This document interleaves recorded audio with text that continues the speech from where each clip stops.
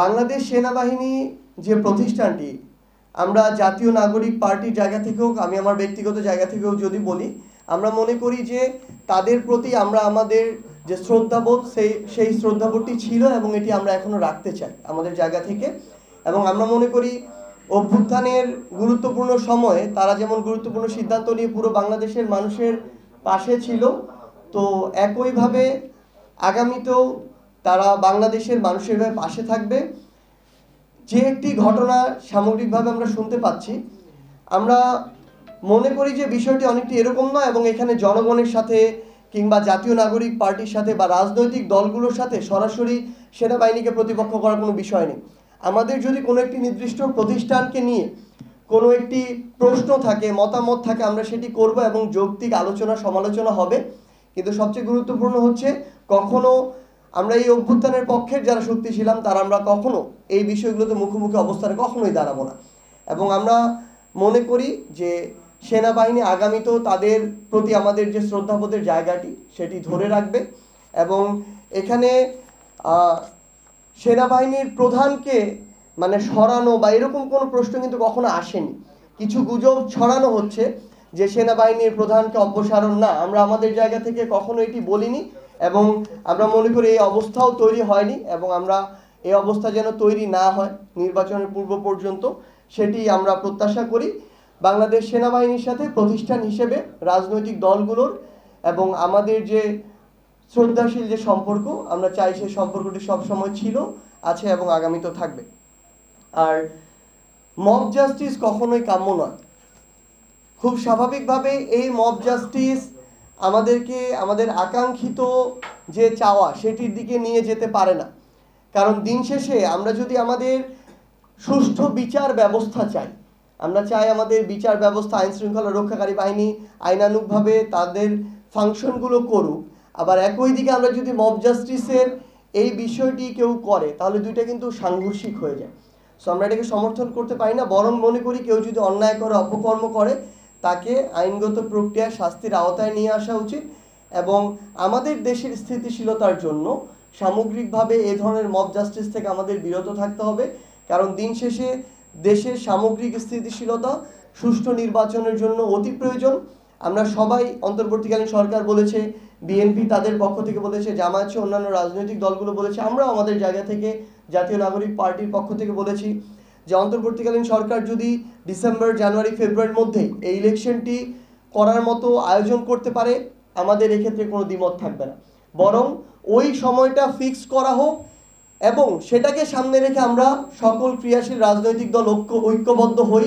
আমাদের ভিতরে বিন্দুমাত্র সন্দেহ না থাকুক যে ইলেকশন কবে হবে, সেই টাইমটা ফিক্সড হয়ে যাক এবং সেটাকে তখন আমরা এক পাশে রেখে সবাই মিলে ঐক্যবদ্ধভাবে ফ্যাসিস্ট, আওয়ামী লীগ এবং সকল ধরনের অপতৎপরতার বিরুদ্ধে আমরা ঐক্যবদ্ধভাবে কাজ করি।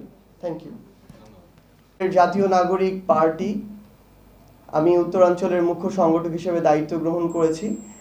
আমাদের এটা একদম নতুন যাত্রা, নতুন একটা দল, মাত্র আত্মপ্রকাশ করেছি। আমরা মনে করি যে বাংলাদেশের রাজনৈতিক প্রেক্ষাপটে এটার সময়ের গুরুত্বপূর্ণ একটা ডিমান্ড ছিল একটা রাজনৈতিক দল। এখন সময় হচ্ছে মানুষের চাওয়া, আমাদের দেশের সামগ্রিক প্রেক্ষাপটে আমাদের চাওয়া অনুযায়ী আমরা সেভাবে কাজ করে যাব এবং এই চাওয়া অনুযায়ী কাজ করার মধ্য দিয়ে বাংলাদেশের যে রাজনৈতিক অঙ্গনে যে একটা শূন্যতা সৃষ্টি হয়েছে, অন্তত শক্তিশালী এক বা একাধিক দলের, সেটা পূরণ করার আমাদের জায়গা থেকে চেষ্টা থাকবে। কিন্তু এখানে আমাদের যে ফোরামে আপনারা রয়েছেন, আমরা মনে করি যে উত্তরবঙ্গ, স্পেশালি আমাদের রংপুর বিভাগ, উত্তরবঙ্গের দুই বিভাগের মধ্যে রাজশাহী বিভাগের অবস্থা তুলনামূলক ভালো, কিন্তু রংপুর বিভাগ অনেকটাই পিছিয়ে আছে অনেক দিক থেকে। এখন এই রংপুর বিভাগকে এগিয়ে নিয়ে যাওয়া শুধুমাত্র রাজনৈতিক দলের যারা রাজনৈতিক ব্যক্তিবর্গ রয়েছেন তাদের দ্বারা সম্ভব নয়। আমরা আমাদের জায়গা থেকে বিশ্বাস করি এখানে রাজনৈতিক দল, ব্যবসায়ী যারা রয়েছেন, সাংবাদিক যারা রয়েছেন, সমাজসেবক যারা রয়েছেন, কিংবা যারা শিক্ষাক্ষেত্রে বিভিন্ন জায়গায় রয়েছেন, প্রত্যেকটা স্টেক হোল্ডারের তাদের জায়গা থেকে তাদের দায়িত্বগুলো পালন করাটা ইম্পর্টেন্ট।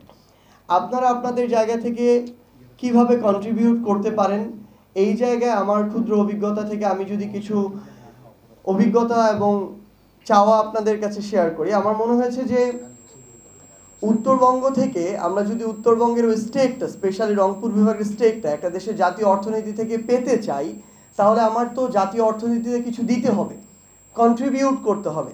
সো এই কন্ট্রিবিউট করার জায়গায় যেমন আমাদের বড় বড় ব্যবসায়ীরা থাকবে, আমাদের বড় বড় রাজনীতিবিদও থাকতে হবে।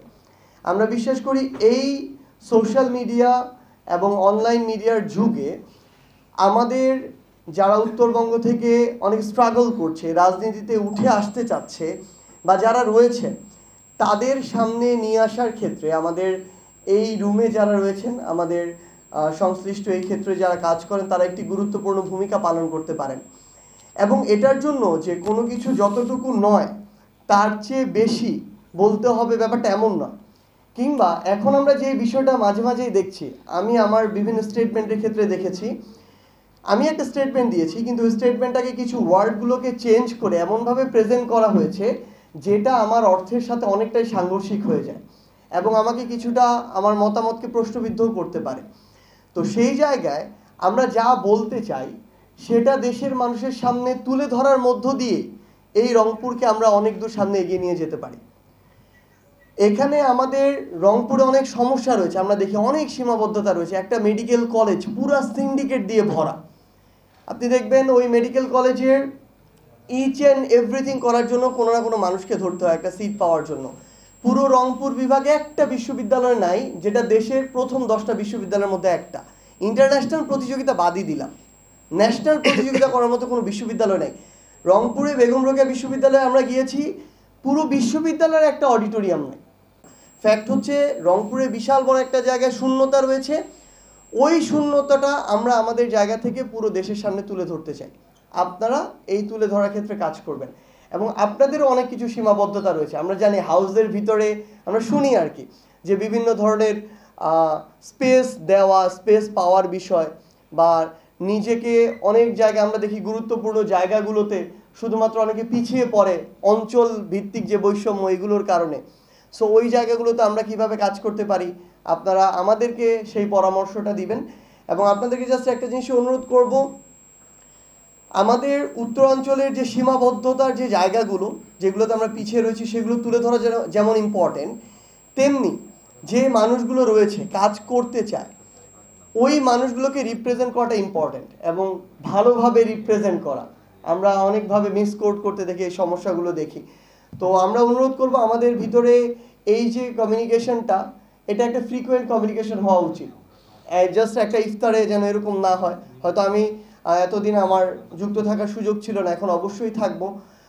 মাসে একবার হোক, 3 মাসে একবার হোক বসে যেন নিজেরা কমিউনিকেট করতে পারি এবং আমাদের মধ্যে এই যোগাযোগটা যদি হয় তাহলে হয়তো আপনাদের আমি একটা জিনিস দেখেছি আমার জায়গা থেকে, কোনো একটা হাউসে মনে করেন আমাদের 1-2 জনের সাথে রেগুলার যোগাযোগ আছে, ওনারা যখন নিয়ে যায় তখন তাদের ওইটুকু ফেস ভ্যালু থাকে। আপনাদের সাথে রিজভি ভাইয়ের সরাসরি যোগাযোগ থাকলে তাকে আপনি হাউসে নিয়ে যেতে পারলেন, এইটুকু আপনার হাউসের কাছে আপনার গ্রহণযোগ্যতা তৈরি হয় যে উনি রিজভি ভাইয়ের মতো একজন রাজনৈতিক ব্যক্তিত্বকে নিয়ে আসতে পারে। সো এই আমাদের যে ইন্টার কমিউনিকেশন, এটাও অনেক ইম্পর্টেন্ট। তো আমরা আশা করি এটা মাত্র শুরু আপনাদের সাথে বসা, আমরা একসাথে আমাদের রংপুরের জন্য কাজ করব। দায়বদ্ধতা অনেক, এখানে আমরা যে মানুষরা বসে আছি সৌভাগ্যক্রমে আমরা এখানে বসতে পেরেছি। রংপুরে 1 কোটিরও অধিক মানুষ আছে, তার মধ্যে এখানে আমরা 100 জন মানুষ আছি। অবশ্যই আমরা প্রিভিলেজড। সো আমাদের কিছু না কিছু করতে হবে মৃত্যুর আগে, না হলে আমরা এই দায়বদ্ধতা এড়াতে পারবো না। আমরা বিশ্বাস করি দল মত কোনো বিভাজন থাকবে না। যখন রংপুরের স্বার্থ আসবে, আমার তিস্তা প্রজেক্ট লাগবে, আমার রংপুর মেডিকেলকে বিশ্ববিদ্যালয় করতে হবে, দেশের প্রথম সারির সেরা 5টা বিশ্ববিদ্যালয়ের একটা রংপুরে হতে হবে। যখন এমন রংপুরের স্বার্থ সামনে আসবে, এখানে রিজভি ভাই বলেন, সার্জিস বলেন, অন্য যে কেউ বলেন, এই নামগুলো আর আসবে না। তখন আমরা ওই ব্যানারে আমরা যেন এক হতে পারি, এটাই আমাদের প্রত্যাশা। সবাইকে অসংখ্য